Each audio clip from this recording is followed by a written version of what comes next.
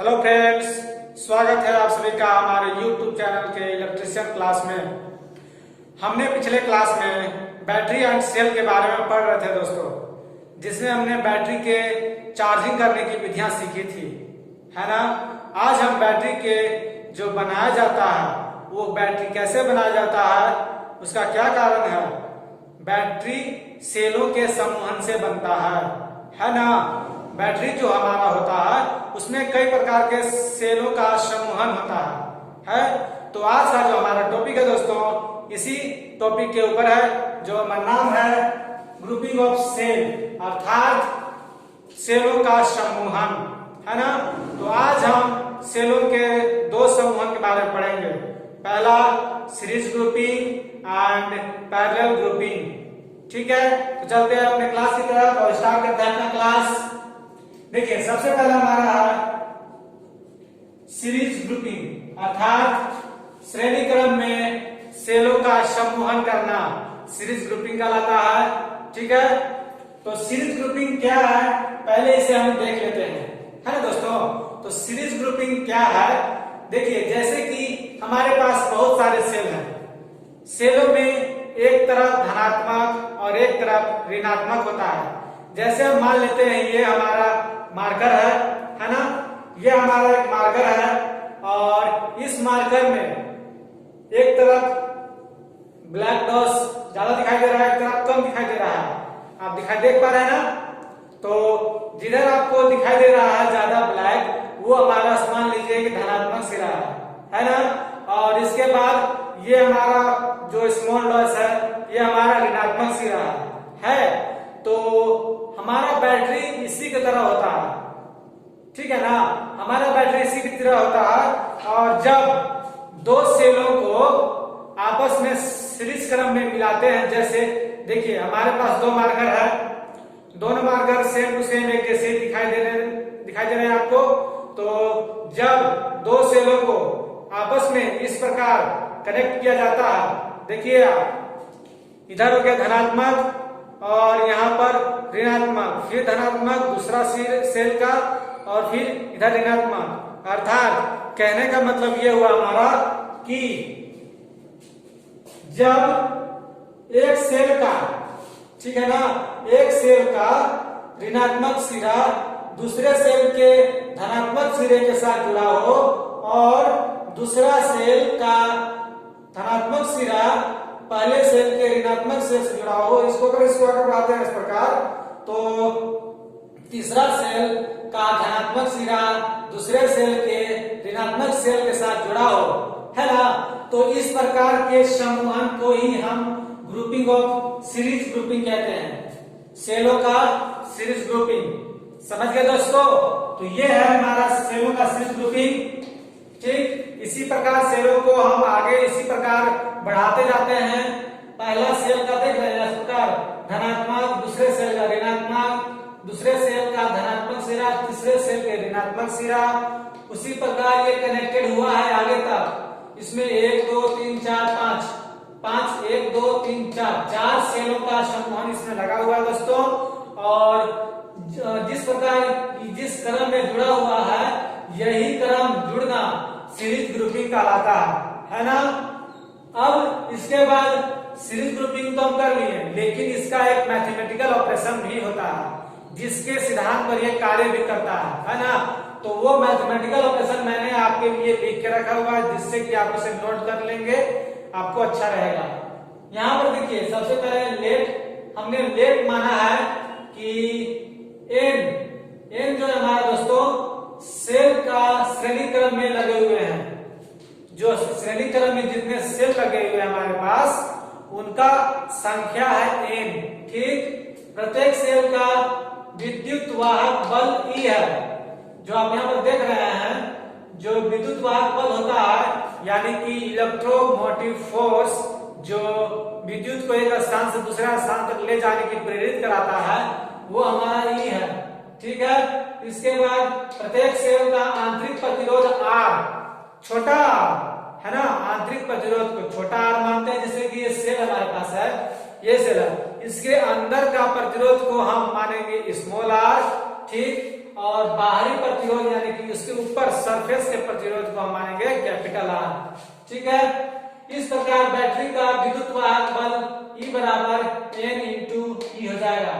विद्युत वाहक बल क्या, E कैपिटल E, और उसका हो जाएगा N, यानी कि N हो जाएगा हमारा सेलों की संख्या, और प्रत्येक सेलों का विद्युत वाहक बल को हम इस प्रकार इसमें मल्टीप्लाई कर देंगे तो हमारा बैटरी का विद्युत वाहक बल निकल करके आ जाएगा, है ना। इसके बाद कुल आंतरिक प्रतिरोध हमारा क्या रहेगा, N into R. N into R क्यों रहेगा, क्योंकि हमारे पास एक तो सेल है नहीं, सेलों की कई संख्या है, 4 5 10 कितने भी हो सकते हैं। हमारे पास एक फिगर में कितने हैं, 4 सेल हैं, तो 4 को हम R से यानी कि आंतरिक प्रतिरोध से मल्टीप्लाई करेंगे तो तभी तो 4 सेल का हमें आंतरिक प्रतिरोध निकलेगा, है ना दोस्तों। इसके बाद अब हमें धारा निकालना होता है। जब भी हमारे पास ऐसे सेल हो जिनके सेलों का समूहन करके बैटरी बनाया गया हो, तो उसमें हमें धारा ही प्राप्त करना होता है। अधिक धारा प्राप्त करने के लिए ही हम सेलों का समूहन करते हैं, ठीक है ना। तो धारा I है, I यानी कि कुल वोल्टेज और कुल रेजिस्टेंस। हम इक्विवेलेंट रेजिस्टेंस में पहले भी पढ़े हुए हैं कि धारा निकालने के लिए यानी कि करंट निकालने के लिए वोल्टेज बटा रेजिस्टेंस करना होता है। तो वोल्टेज यहाँ पर यानी कि प्रतिरोध, यानी कि जितना भी यहाँ पर वोल्टेज दिखाई देगा इसमें सारा वोल्टेज और जितना भी प्रतिरोध होगा, आंतरिक प्रतिरोध बाहरी प्रतिरोध, सभी को इसमें हम कैलकुलेशन करेंगे और उसका डिवाइड करेंगे और कुल वोल्टेज कितना हो जाएगा। तो देखिए N इंटू आई जो विद्युत वाहक बल होता है, हमने पिछले क्लास में पढ़ा है, वही वोल्टेज होता है। तो N इंटू ई यहाँ हो गया, और कुल रेजिस्टेंस यानी कि सभी सेलों का आंतरिक और बाहरी दोनों रेजिस्टेंस को ऐड करेंगे NR। यहाँ पर देख लीजिए NR कुल प्रतिरोध है और बाहरी प्रतिरोध यानी कि कैपिटल R को ऐड कर देंगे और दोनों से इसको डिवाइड करेंगे तो क्या हमारा करंट निकल कर नहीं आएगा, आएगा ना। इस प्रकार हम इसमें से धारा ज्ञात कर सकते हैं सीरीज ग्रुपिंग से, है ना। इसके बाद हम पढ़ेंगे सेलों का पैरेलल ग्रुपिंग, ठीक है। तो देखिए हमने इसका भी इसमें आपके लिए बोर्ड पर लिखा हुआ है पैरेलल ग्रुपिंग। पैरेलल ग्रुपिंग में क्या होता है दोस्तों, यहां पर देख रहे हैं 3 सेल हमारे लगाया हुआ है, हमने 3 सेल लगा के रखे हैं और तीनों सेलों का जो धनात्मक सिरा है एक बिंदु पर, यहां पर धनात्मक सिरा एक बिंदु पर और ऋणात्मक सिरा एक बिंदु पर, जब ऐसा कनेक्टेड हो तो हमारा वो कनेक्शन, वो क्रम, वो ग्रुपिंग पैरेलल ग्रुपिंग कहलाता है ना। समझ में आ रहा है दोस्तों आपको, ऐसा ग्रुपिंग पैरेलल ग्रुपिंग जब किसी भी सेल का धनात्मक सिरा, जितने भी सेल हो सभी का धनात्मक सिरा एक पॉइंट पर और ऋणात्मक सिरा एक पॉइंट पर हो तो वो पैरेलल ग्रुपिंग। लेकिन जब धनात्मक सिरा और दूसरे सेल का ऋणात्मक सिरा कनेक्टेड हो इस प्रकार, तो वह कनेक्शन, वह ग्रुपिंग सीरीज ग्रुपिंग कहलाता है ना। इसमें देखिए बैटरी का आंतरिक प्रतिरोध, जो बैटरी इसमें बनेगा 3 सेलों को मिला करके बैटरी बनी, तो इस बैटरी का आंतरिक प्रतिरोध R इंटू R बटा N होगा, कैपिटल R नहीं स्मॉल r बटा स्मॉल n, है ना। पैरेलल में हमने पिछले क्लास में पढ़े हैं कि 1/R हो जाता है ना, तो R इंटू N हो जाएगा, ठीक। इसके बाद कुल प्रतिरोध, इस बैटरी का कुल प्रतिरोध कितना होगा, यहाँ R इंटू R बटा N, कुल प्रतिरोध बाहरी और आंतरिक दोनों प्रतिरोध को हमें ऐड करना है ना, तो वो यहाँ पर हमने ऐड कर दिया, ठीक है। अब परिपथ में कुल धारा, अब हमें इस परिपथ का कुल धारा निकालना है, जैसे कि हमने इसमें निकाला था सीरीज ग्रुपिंग में हमने कुल धारा निकाला था ना दोस्तों, उसी प्रकार इसमें भी हमें कुल धारा निकालना होगा। कुल धारा हमारे पास कितना हो जाएगा, E कैपिटल E बटे R प्लस R बटा N। मैं ये क्या है मैं आपको समझाता हूं। जैसे कैपिटल ई देखिए हम यहाँ पर निकाला हुआ है n इंटू ई, है ना, तो वही n इंटू यहाँ ई भी है, इसमें छुपा हुआ है, हाईलाइट किया हुआ, ठीक है। इसके बाद R यानी कैपिटल R बाहरी प्रतिरोध और प्लस में R बटा n आंतरिक प्रतिरोध है, इसी को मैंने यहाँ पर बड़ा करके लिखा हुआ है तो आपको यहाँ पर दिखाई देगा। अब इन सभी चीजों में जितने भी पॉइंट्स हैं इनका मैंने यहाँ पर एक कौन किसका रिप्रेजेंटेशन करता है हमने लिख दिया, ठीक है। तो क्या क्या है, कैपिटल ई, कैपिटल क्या है दोस्तों, बैटरी का विद्युत वाहक बल है। क्या है, बैटरी का विद्युत वाहक बल है। अगर हमारे पास 3 सेल लगे हुए हैं तो 3 को ई से मल्टीप्लाई करेंगे तो जितना ऑप्शन आएगा हमारा ये ई रहेगा, इसको हम ऐसे करके लिख सकते हैं n इंटू ई, है ना। इसको जब हम ऐसे करके लिख सकते हैं तो हमारा ये निकल क्या जाएगा, विद्युत वाहक बल। इसके बाद R यानी कि बाहरी प्रतिरोध, जितने भी सेल हमारे पास यहाँ पर लगे हुए हैं उन तीनों सेलों का बाहरी प्रतिरोध ही कैपिटल R को रिप्रेजेंटेशन करता है, ठीक है। इसके बाद हमारा है ये स्मॉल r, बैटरी का आंतरिक प्रतिरोध, है ना। बैटरी का आंतरिक प्रतिरोध यानी कि बैटरी के अंदर जो हमारे पास सेल लगे हुए हैं, सेलों के अंदर जितने भी प्रतिरोध होंगे अंदर में आंतरिक में, उसी का ये रिप्रेजेंटेशन है स्मॉल r। और n हमने इसमें पिछले क्लास में बता दिया था इसमें कि जो n है हमारा सेलों का क्रम में लगा हुआ संख्या है, जितने भी हमारे पास सेल लगे हुए हैं उन सभी सेलों का संख्या n को रिप्रेजेंटेशन करता है। और जब भी हमारे पास सॉल्यूशन करने के लिए क्वेश्चन आएंगे और उसमें जब सीरीज की बात होगी, यानी कि जब सभी सेल सीरीज में लगे होंगे तो हमारे पास धारा निकालने का जो फॉर्मूला होगा, ये कौन सा फॉर्मूला होगा, ई आई बराबर n इंटू ई बटा n into R plus R. और ठीक है, जब इसमें सीरीज कनेक्शन में जब आंतरिक प्रतिरोध नगण्य होंगे, ठीक है, तो ये बहुत ज्यादा होगा।